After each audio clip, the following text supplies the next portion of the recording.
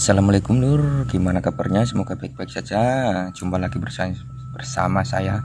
Oke, di sini kita akan mereaksi sebuah hal yang sangat mengejutkan, yaitu dari sebuah anggota DPR di mana dia menjelaskan korupsi di masa pandemik virus corona ini harus dihukum mati. Saya setuju sekali dengan itu, karena negara kita ini sedang mengalami musibah, mengalami bencana. Kenapa harus ada korupsi di masa seperti ini? Itu loh, korupsinya ndak tanggung-tanggung lagi, banyak sekali. Mari kita lihat saja videonya, kita simak bersama-sama videonya dari anggota DPR ini yang sangat mengejutkan sekali. Oke, kita lihat videonya bersama-sama. Korupsi di masa bencana bisa dihukum mati. Jangan sampai nih Pak Jokowi ditipu sama anak kecil. Proses pengadaan jasa pelatihan. Saya orang Palembang Pak, saya bingung. Ada pelatihan bikin pempek Pak, 600.000 rupiah. 600.000, belajar aja sama istri saya di rumah, gratis gitu loh. Nah iya, di YouTube, gratis gitu loh. Belajar pempek aja 600.000 rupiah. Di YouTube kan banyak nih, bener sekali ini. Masa korupsi harus diberantas habis. Pak Firly juga bisa buat itu pempek itu kan. Yang dilakukan oleh Ring 1 Istana ini dalam konteks staf khusus Presiden. Saya kasih contoh, ada anak muda ngirim surat ke camat-camat atas nama COVID. Ya enggak, bubarin aja staf khusus. Anak muda, saya muda Pak, nggak pernah rampok uang rakyat. Ini anak baru umur 20. Seharusnya seperti itu teman-temanku semua. DPR itu harus melindungi rakyat karena dia adalah Dewan Perwakilan Rakyat, bukan mengorupsi uang rakyat. Jangankan korupsi, ini loh korupsinya ini pakai bilangnya buat dana COVID. Pembunuhan DPR yang bagus seperti ini yang harus kita dukung. Jangan DPR yang cuman modal janji di depan, harus benar-benar melindungi rakyatnya sebagai Dewan Perwakilan Rakyat ini. Tahun ngerampok uang rakyat triliunan. Malu kita jadi anak muda. Kita minta tolong ketua mainkan ini untuk proyek kartu prakerja senilai 5,6 triliun. Cukup dengan mundur Pak. Ini korupsi.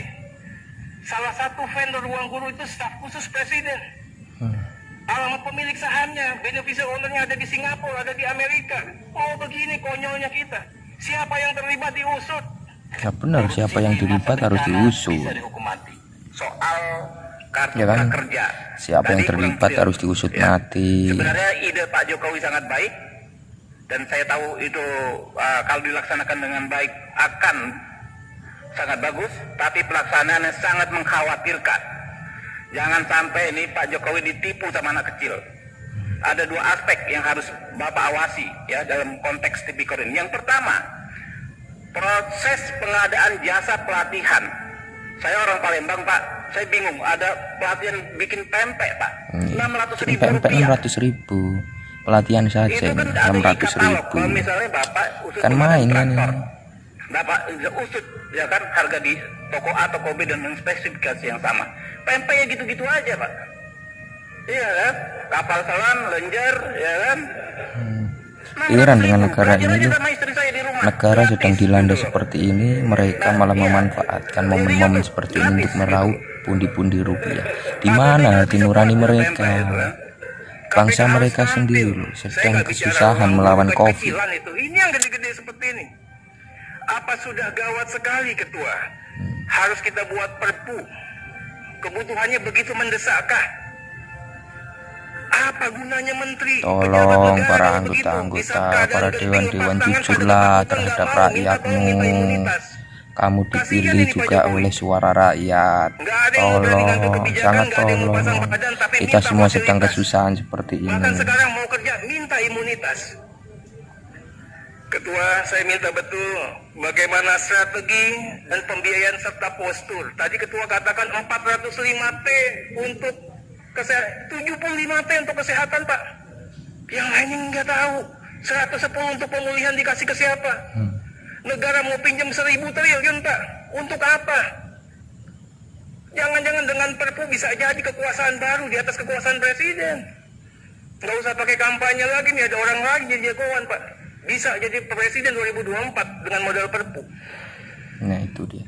Pak Ketua, saya ingin katakan kita harus jaga Pak Jokowi jangan sampai beliau tersandra. Yang bawa mobil orang nanti dia yang tanggung jawab kalau nabrak. Bahasa sederhananya begitu. Seperti itu. Filosofi. Jangan sampai juga ada desain besar, Ketua. Jangan sampai ada kooptasi kekuasaan pemerintah yang berkuasa saat ini atas nama undang-undang. Ketua harus jaga juga ini dalam aspek pencegahan. Saya ingin katakan DPR bukannya tidak tahu, DPR bukannya tidak mengerti, bukannya DPR bodoh. Tapi kita katakan DPR bersabar, mau sampai mana langkah mainnya ini. Kami mau KPK ini proaktif, menjaga dan melindungi pemerintahan yang sah, memberikan masukan, rekomendasi terkait dengan kebijakan-kebijakan yang anomali dan menyimpang. Di negara mana saja, Ketua, infokan ke kami. Ada COVID, tapi tiba-tiba dibuat Perpu seperti ini. Ini Ketua nggak usah repot-repot ngurusin yang kayak gitu. Ini di hulunya dulu dimainkan. Kita bukannya nggak tahu ini mainan siapa, desain siapa, siapa yang diuntungkan, Ketua. Beneficial owner dari semua ini kan kami juga tahu. Marilah kita bersama-sama melawan COVID ini, bukannya mencari keuntungan sendiri di atas penderitaan pandemi ini. Mau berapa korban lagi yang mau diambil, berapa nyawa lagi, tolonglah sadarlah wahai bangsaku. Mari kita bersatu. 90% saat ini obat berasal dari luar negeri bahan bakunya. Kok bodoh sekali kita, Ketua. Ini desain besar perusahaan farmasi, Pak. Ini yang harus diangkat. Bagaimana juga Alkes masih import sebagian besar, padahal kita bisa, Pindad juga bisa. KPK harus bisa mengingatkan negara dalam konteks pencegahan. Kita harus berdaulat. Bagaimana BUMN harus menjadi frontier, tapi BUMN-nya benar. Nah, jangan itu. sampai kita terjebak sama short term policy yang ujung-ujungnya duit, ujung-ujungnya proyek. Sehingga memakmurkan para trader dan menjaga kekuasaan para mafia. Berikut, Ketua, ini saya pikir mewakili teman-teman, Ketua, mengenai SE Bansos, SE 11 2020. Oke, apresiasi terkait dengan DTKS. Fair value-nya dilakukan Kemensos basis. Jadi apa yang bisa kita ambil dari hikmahnya ini? Marilah kita semua itu saling bekerja sama, tidak mementingkan ego masing-masing, tidak mementingkan diri masing-masing. Bayangkan jika ini terjadi pada keluarga Anda, apakah Anda akan tega meraup untung dari masyarakat?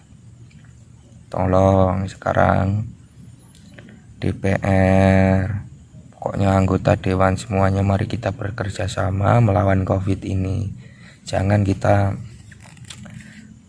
memburu suatu hal di atas bencana ini. Ini bencana alam ini. COVID, pandemi, tolonglah, rakyat Indonesia sudah menjerit ini. Tolong, mari kita bersama-sama basmi ini. Oke, kita lanjutkan, kita simak lagi. Dukcapil. Tapi, Ketua, yang ingin disampaikan, saat ini kayak di Jakarta, itu kalau basisnya Dukcapil, itu hanya warga Jakarta. Orang Jakarta ini 70% orang luar yang tidak berKTP, dan sekarang potensi rentan miskin. Kita mau bagi, gimana bawa baginya? Jumlahnya berapa? Nah itu tadilah cuplikannya. Jadi untuk para dewan-dewan semua, mari kita bantu warga negara Indonesia ini bersama-sama bekerja sama. Ya, kita harus menaati peraturan pemerintah. Oke, kita tidak boleh berkerumun keramaian. Sebagian besar masyarakat Indonesia sudah melakukan itu. Mungkin ada satu dua lah yang masih ngeyel dengan ini. Sadarlah wahai bangsa Indonesia, wahai teman-temanku semua, mari kita lawan semua ini supaya pandemi COVID-19 ini cepat berakhir. Oke, terima kasih dulurku.